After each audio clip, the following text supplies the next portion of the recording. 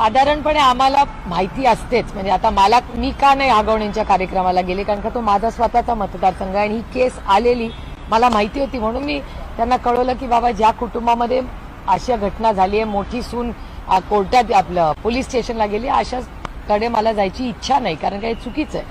पण प्रत्येक वेळी सगळ्यांना माहितीच नसतं ना, प्रत्येकाच्या घरातली. अनेक वेळा आमच्या सगळ्याच पक्षाच्या नेत्यांचे लोकांबरोबर फोटो काढले जातात. काय कधी कधी आम्ही एअरपोर्टला असतो, एअरपोर्टला, ट्रेन स्टेशन असेल, बस स्टँड असेल, आम्ही अनेक ठिकाणी जातो. मी सकाळी रोज वॉकला जाते, कुठेही शहरात असते, कोणी माझ्यावर फोटो काढतो आणि मी हो म्हणते.